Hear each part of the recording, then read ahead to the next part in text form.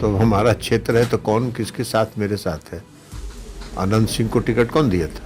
हाँ, कानून व्यवस्था तो उनके पिताजी पूरा बिहार का दुरुस्त कर दिए थे।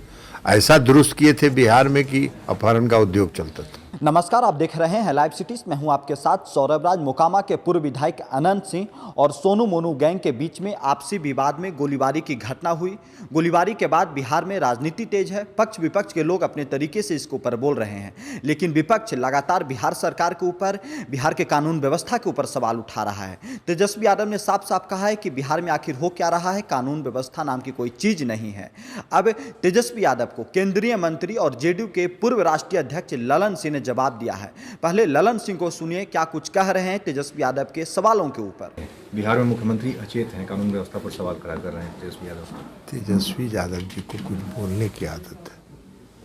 हमारा क्षेत्र है तो कौन किसके साथ मेरे साथ है। अनंत सिंह को टिकट कौन दिया था? तेजस्वी जी दिए थे कि हम दिए थे? तेजस्वी जी काहे दिए थे उनको टिकट? उनकी पत्नी को काहे चुनाव लड़ाए थे? ये सब बेकार है। इन लोगों को ऐसे ही कुछ बोलते रहना, इन लोगों को बोलते रहना। तेजस्वी ने कहा कि कानून व्यवस्था कैसे सुधारी जाती है, हम आएंगे। मुख्यमंत्री हाँ, कानून व्यवस्था तो उनके पिताजी पूरा बिहार का दुरुस्त कर दिए थे।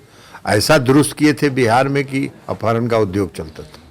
तो आपने देखा ललन सिंह ने साफ साफ कहा है कि पहले लालू यादव और राबड़ी देवी के शासन में बिहार की क्या स्थिति थी, बिहार का क्या हाल था।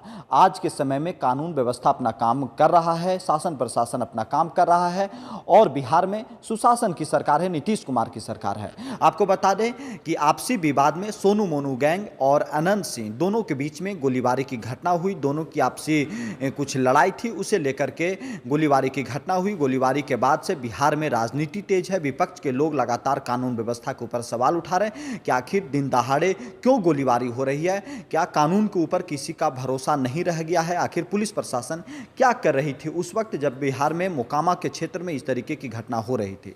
आपको बता दें कि 2024 से जब लोकसभा का चुनाव था उस वक्त अनंत सिंह जेल से बाहर आए और अभी भी वो जेल से बाहर हैं, लेकिन अनंत सिंह लगातार अपने क्षेत्र में घूम रहे थे और 2025 विधानसभा चुनाव की तैयारी में वो लगे हुए थे।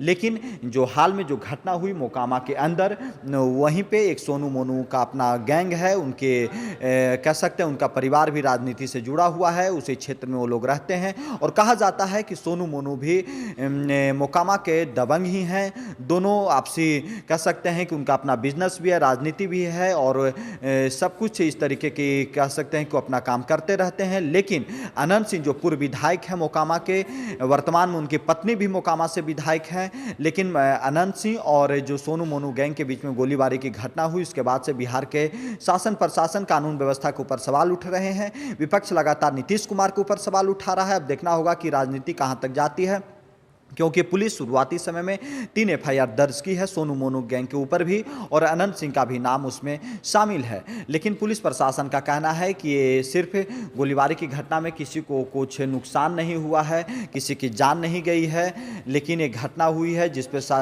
शासन प्रशासन अपने तरीके से काम कर रहा है। पुलिस शुरुआती छानबीन और जाँच पड़ताल भी कर रही है। अब देखना होगा कि पुलिस प्रशासन जो छानबीन कर रही है उसमें क्या सामने निकल करके आता है।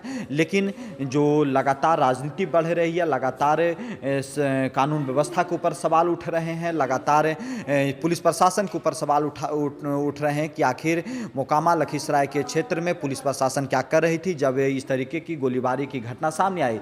कई तरह की खबरें आ रही है।